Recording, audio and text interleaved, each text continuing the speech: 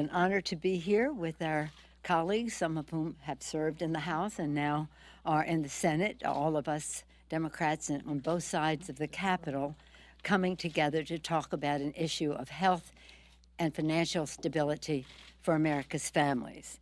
It is unjust prices of the prescription drugs that families need are rising in unprecedented and astronomical rates, while the cost of living surges and their incomes stagnate.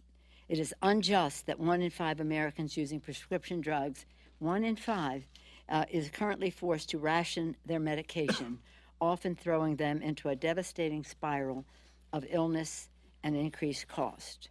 As I said, Democratic members of Congress from both sides of the Capitol and representing every corner of the country are here today to take real action to lower families' skyrocketing prescription drug cost. We come here to set a standard. We have in our better deal on drug prices provisions that increase transparency, expand access to life-saving medication while encouraging innovation and lowering soaring costs of prescription drugs for everyone. For a long time, going back to our 6406 in the year 2006, we called for the provision to enable the Secretary of HHS to negotiate for lower prices. That is part of our better deal as well. We will never stop fighting for our children, our seniors, those in need of prescription drugs, and working families who cannot afford the escalation of costs, which you will hear from our colleagues. Tomorrow, President Trump will deliver his speech on prescription drug cost after months and months, more than a year, of talking about it. We're setting a high standard and hope that his proposal will meet that, because we'd love to work in a bipartisan way to reduce cost. But again, we have a high standard because there are high prices that families cannot afford. I'm now very pleased to yield to the distinguished senator from Minnesota, Senator Klobuchar, and welcome her to the House side of the Capitol. Thank you. Thank you so much. Thank you so much, Speaker Pelosi, for your leadership, and all the members up here who've been working on this issue for years. Tomorrow, as Leader Pelosi mentioned, President Trump is scheduled to give a speech on drug prices. In the past, he has said that pharmaceutical companies are, quote, getting away with murder. I think we can all agree that these prices have been running rampant for too long. But the question is not what you say about it, no matter how tough your language, it's what you do about it. And so I'm very eager to see what he proposes. And as the leader has mentioned, we are more than willing to work with this administration, but they better have some proposals that are meaningful. Examples: when Alec Rayshawn Smith of Minneapolis died last year at age of 26 from diabetes, he died because he was rationing insulin since he couldn't afford $1,300 a month for insulin. This is a commonplace drug that has not changed, but the prices have gone up 3 times. When a company hikes the price of a life-saving cancer drug by 1,400% in 5 years, that's, in the president's words, getting away with murder. When a recent report finds double-digit price increases for every class of brand-name drugs that were analyzed, that's getting away with murder. So many of us up here have many proposals that we hope that he will consider. I want to mention one of them. A recent poll found that 92% of people want the federal government to negotiate drug prices for Medicare. I think if you harness the bargaining power of 41 million seniors in America, they could get a pretty good deal. There's one example. The president has said he's behind this. I want to hear him say that tomorrow. More generic competition. There are many things. Ending pay for delay. The president thinks of himself and says he's a great negotiator. He has said the government should be able to get a better deal. So tomorrow he should politically and publicly back the Medicare Part D negotiation bill, as well as a number of others. This is about one of my constituents from Crystal, Minnesota, who told me I am practically going without food to pay for her prescriptions. This is about a woman in Duluth who told me that she chose not to fill her last prescription because that one medicine would cost a full 25% of her income. Talking is different than doing, Actions speak louder than words, and I am waiting to see action tomorrow. Thank you very much.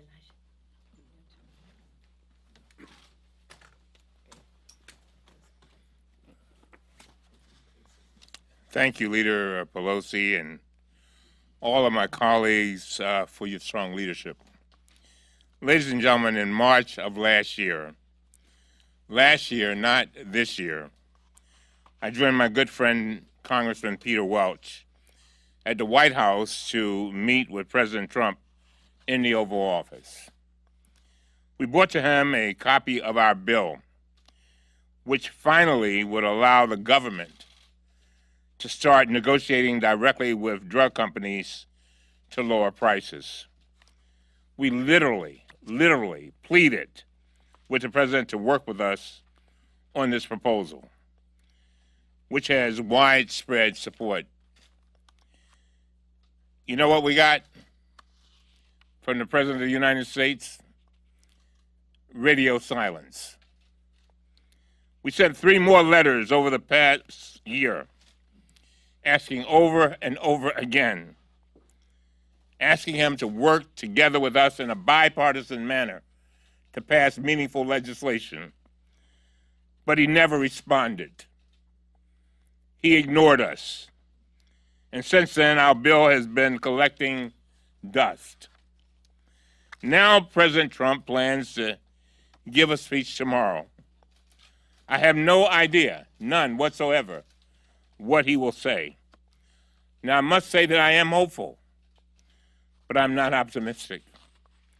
So let me leave you with this. Actions speak louder than words. If the president endorses legislation to finally let HHS negotiate with drug companies, I will be the first to commend him. If he proposes something that does the same thing even more effectively and efficiently, I will say hallelujah. But he has an unfortunate pattern of saying one thing and doing another. The American people are tired of waiting, and they are tired of being played. And they are like the people that I saw when I was a patient at Johns Hopkins Hospital for 6 months. The people that said, Congressman, we can get the treatment, but we can't get the cure. I heard that over and over and over again. They need the cure, they need the medicine and can't afford it. Now's the time for real, comprehensive action to lower prescription prices. I want to thank you, and again, I thank the leader for bringing us together and for Leader Schumer bringing us together today. Thank you. Thank you, Mr. Schumer. Thank you. Thank you, Mr. Cummings of Maryland, our ranking member on Gov Reform. Would you like to introduce me? No. The distinguished Chuck Schumer. Thank you, New Elijah. York. You are always nice to me.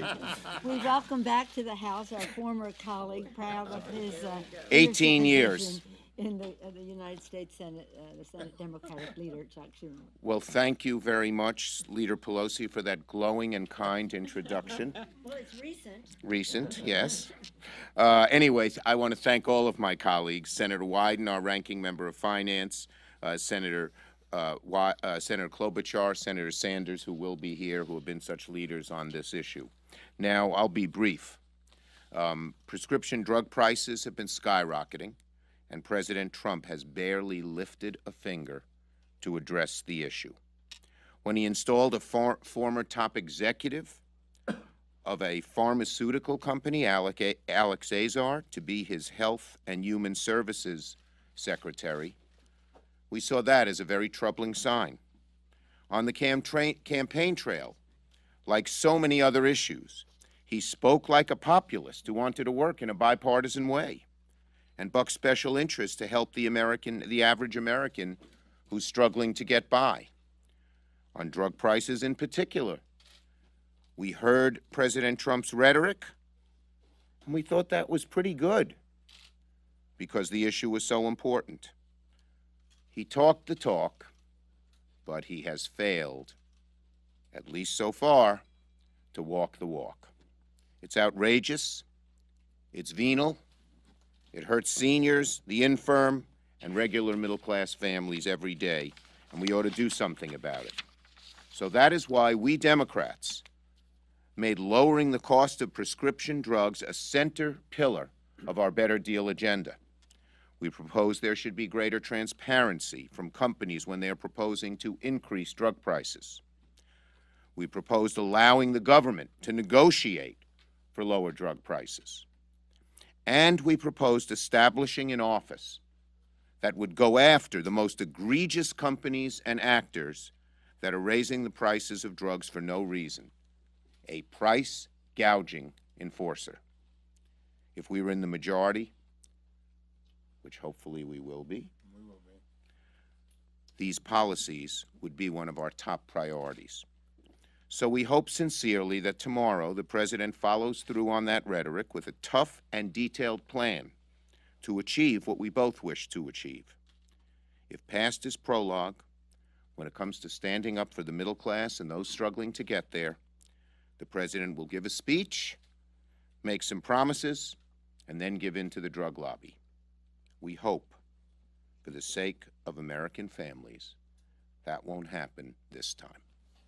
And now it is my honor to introduce Senator Ron Wyden, the ranking member, soon to be the chair of the Finance Committee. Thank you very much, Leader Schumer, and Leader Pelosi. I thank you for your courtesy as well. We all are aware of the president saying in the campaign the drug companies are getting away with murder. The fact is, for a year and a half now, the president has given them a get out of jail free card. And all the while, his personal lawyer was bankrolled by a major pharmaceutical company to the tune of $1.2 million. Now, mention was made of Secretary Azar. Secretary Azar said in response to our questions at his confirmation hearing that he didn't know of any company that had ever lowered the price of a single brand name drug. That, to me, speaks volumes about a drug pricing system that clobbers American families and American seniors every single day. There is no shred of evidence that tomorrow's announcement will lead to one single price decrease by Secretary Azar's former colleagues in the pharmaceutical industry. The drug pricing system is broken from top to bottom. It features shadowy middlemen, big pharma, and others who all take a slice of the pie as it gets larger and larger, and consumers get stuck with bigger and bigger bills. That crowds out families' paychecks, leaves taxpayers on the hook for billions of dollars. The president, as the leader said, talks a big game when it comes to lowering prices. What we're all about is seeing follow-up and real action. Now, the Trump administration is busy on this. They release official sounding documents, requests for input, and one-pagers. But let me tell you something. On the Finance Committee, what we know is this is fresh meat for the army of nearly 1,000 drug lobbyists in Washington, D.C., who are going to keep families paying through the nose. Americans were already asked to borrow trillions of dollars to give those huge tax windfalls to the pharmaceutical sector. So go out, as I did this past week, and have community meetings and tell a senior walking on an economic tightrope that these companies deserve another free pass while they try to balance their food bill against the rent bill. Americans have been ready to go, like my colleagues have said, for months. We want to hold the drug manufacturers accountable, and that's what the president promised. But if past is prologue, those promises don't mean much. Enough with the empty promises. Let's get on with a bipartisan effort to put the consumer first and not the drug lobbyists. Thank you again, Leader Schumer, Leader Pelosi. Thank you very much. Unfortunately, there's just no wonder drug that will cure the problem of prescription price gouging. And when you have the price of drugs going up 10 times the rate of inflation, and knowing that an unaffordable drug is 100% ineffective, there are so many Americans that are finding there is no drug answer for them. Almost 3 years ago, I formed an affordable prescription task force to support policies for continued drug innovation, but to restrain those who rely on a government-approved monopoly to charge monopoly prices as much as the sick and dying will pay. We've watched President Trump so often say the right thing about this problem, but none of the right actions does he ever take. And he entrusts his agenda to the very people who only months before were spiking the drug prices. We need a better deal that relies on negotiating reasonable prices and on transparency for excessive increases. President Trump promised that drug prices would, quote, fall very substantially. He said it's going to be beautiful. Well, that's what my friend Elaine in San Antonio, who's suffering from glaucoma, that's what she needs. She's paying $815 a month to try to preserve her eyesight. She says drug costs are making it so difficult for me to finish my senior years with dignity. She needs deeds, not tweets. Her doctor never tells her to take 2 tweets and call me in the morning. Tomorrow, when President Trump belatedly delivers his big pharma speech, it appears to be for pharma, not for consumers like Elaine. Once again, he's cozying up with big pharma by turning to his favorite tactic, no matter what the subject: blame foreigners. Foreigners are responsible for all the problems. They're getting a better deal for their consumers on drug prices than President Trump is capable of getting for American consumers. This is an illusion. Raising prices for consumers abroad will not mean lower prices for people here in America. Whatever happened to President Trump's complaint about drugs and Medicare? Quote, they don't bid them out. They say like $300 billion could be saved if we bid them out. We don't do it. Why? Because of the drug companies. So the question on his speech tomorrow is, will he stand up to those drug companies, fulfill his promise, or yield to all the influence peddlers that are here saying, once again, continue doing nothing for American consumers? And I yield, Senator Sanders? Oh, our great leader on these causes and the sponsor of so many good bills on pharma. Thank you, Lloyd. At a time when corporate America has unprecedented wealth and power, the pharmaceutical industry distinguishes itself as perhaps the most greedy and irresponsible corporate entity. Last year, 5 major drug companies made over $50 billion in profit. That is in 1 year. And the top 5 CEOs in the pharmaceutical industry made over $113 million in total compensation. In other words, the pharmaceutical industry and their CEOs are doing phenomenally well. Unfortunately, for the people who desperately need prescription drugs, often to literally stay alive or to ease their pain, those folks are not doing quite so well. As a result of the incredible wealth and political power of the pharmaceutical industry, the American people are forced to pay by far, not even close, the highest prices in the world for the prescription drugs they need. This is the way that Washington works. Since 1998, big drug companies spent nearly $4 billion on lobbying and campaign contributions, employing some 1,400 well-paid lobbyists. The other day that we learned that Novartis, a major drug company, paid Donald Trump's lawyer over $1 million to gain access to the president. There are 535 members of Congress, which means there are almost 3 lobbyists for every member. one other example that I was involved in. In California, the nurses there wanted to lower the cost of prescription drugs in that state. In order to defeat the referendum, a ballot item, drug companies spent over $130 million in one state on one ballot item. Let's be clear.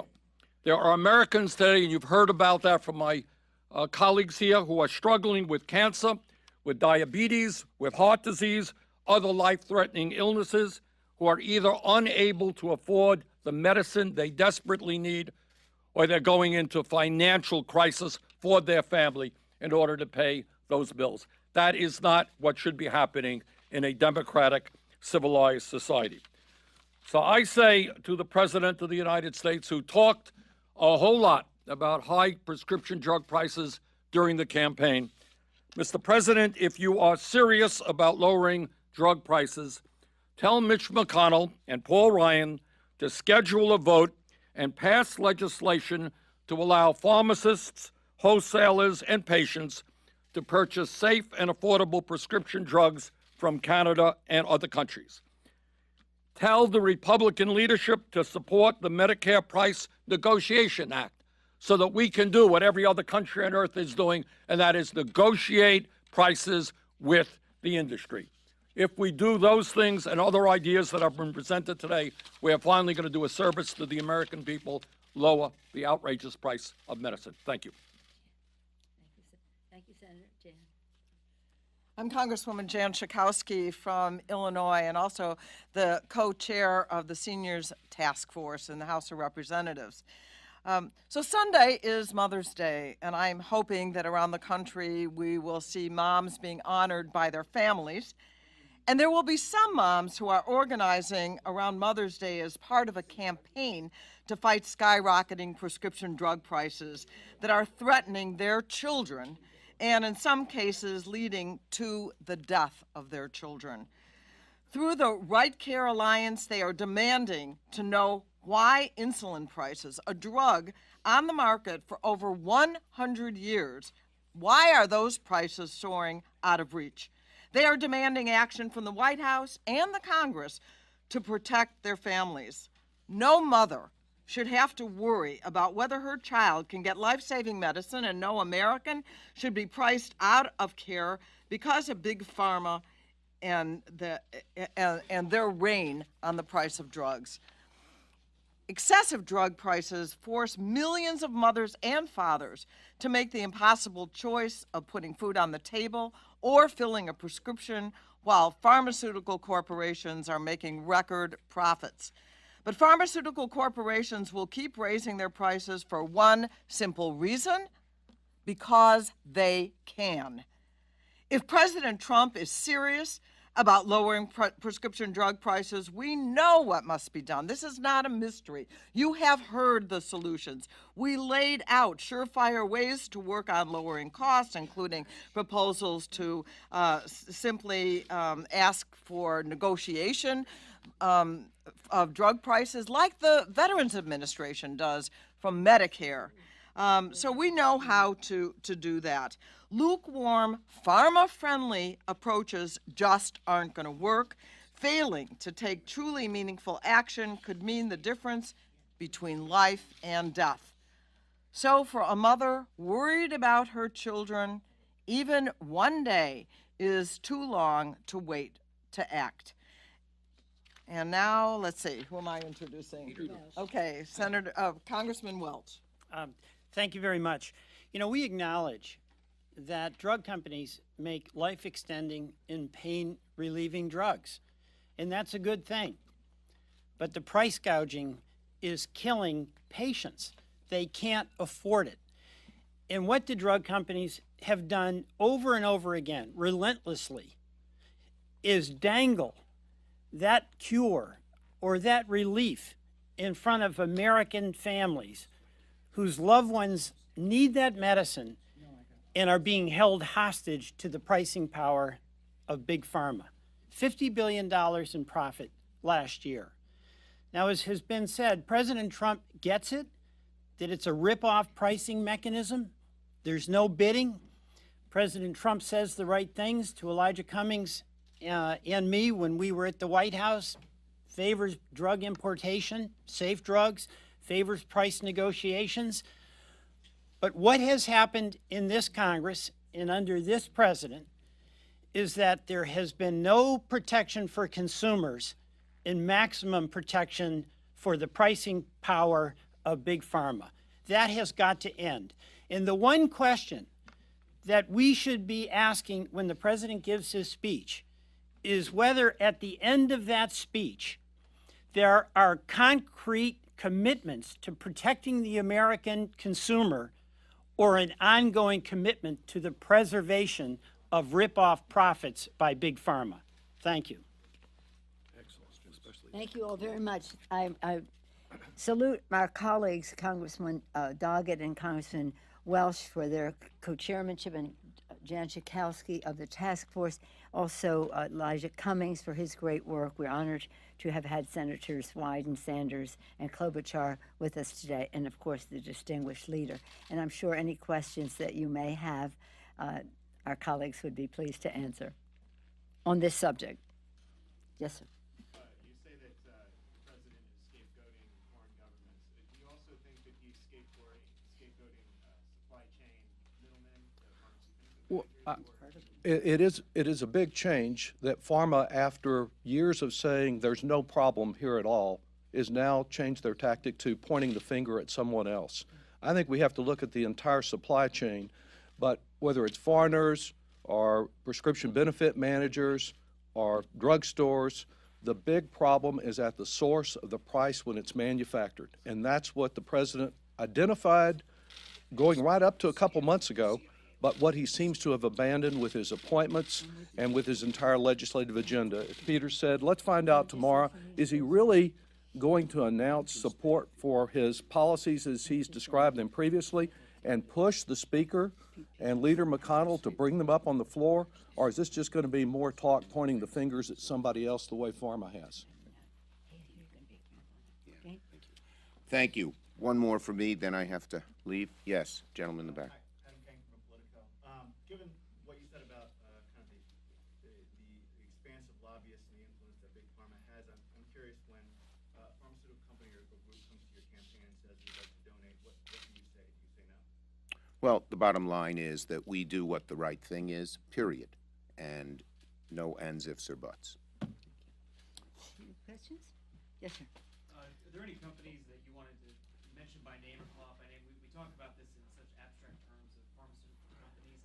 Are there any egregious offenders that you really hope that the White House or sort of Congress would take a serious look at?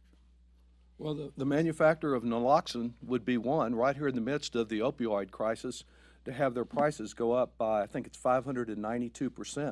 But it's sort of one after another. We see another EpiPen shortage today. So this is not just one type of drug, one type of disease. It's across the board because they're given a free hand to charge monopoly prices, and there's no restraint exercised. And just to follow up, Leader Pelosi, has the White House reached out at all in terms of wanting to at least discuss with Democrats what they're planning to lay out? Are they inviting any of you to speak No. tomorrow?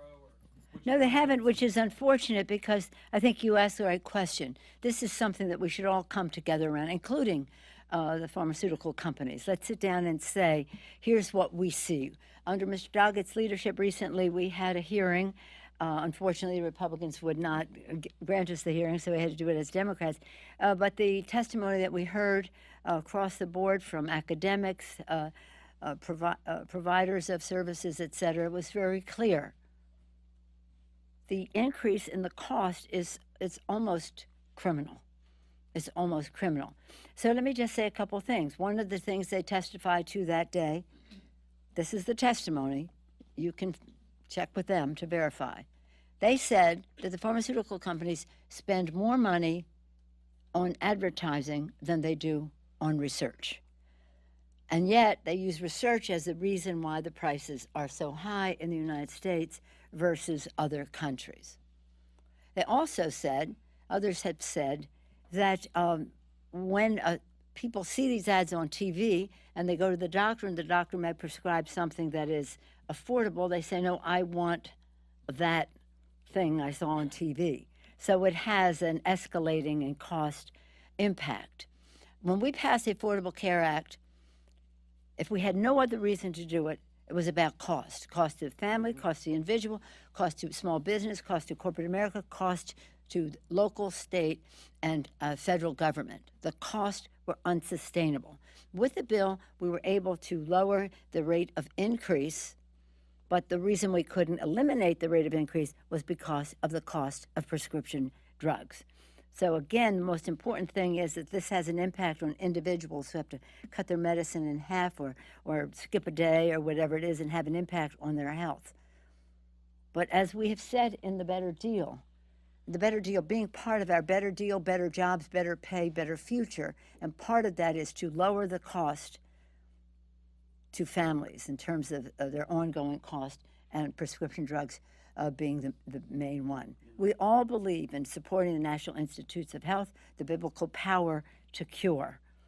But we want those cures to be available to everyone. That's what it's about. And we think that an obstruction to that are the cost. And just look at I could read you a list, which I'm not going to right now, of 1,000% increase, 500% increase. Why? So our challenge is to the president. Don't pull your punch. We've waited almost a year and a half to see what your proposal is. Hope it is worth waiting for. But remember, we have high standards because of the high cost. Thank you. Yeah, I just want to add one thing. It is not an accident that we have escalating prices constantly. That's a result of governmental policy. Looking the other way, giving monopoly pricing power, not enforcing antitrust. It is a result of policies that are friendly to the owners of the medicine so they can price however much they want. And the question tomorrow for you to ask is, will the president acknowledge that there has to be government enforceable policies to protect consumers? Anything other than concrete governmental policies that every other country has to protect against price gouging means you're siding with pharma and you're siding against the consumer. Just one more point on that. We in 06, when we won the Congress, we had 6 points, said 606 that we would do when we were elected, and we did. Passed them all in the House. 5 of them became law. Only 1 did not. Enabling the Secretary of HHS to negotiate for lower prices. We've been fighting this fight for a long time. This is nothing new. And that's why we're trying again, where the public is so much more aware of how egregious these increases are. And so it's about that enabling to negotiate. Secondly, to have transparency in all of this. And we have some other suggestions. I refer you to our website for our Better Deal on prescription drugs. And with your leadership that year, every single Democrat plus 23 Republicans voted for that bill here in the House to allow the very negotiation that you're calling for here.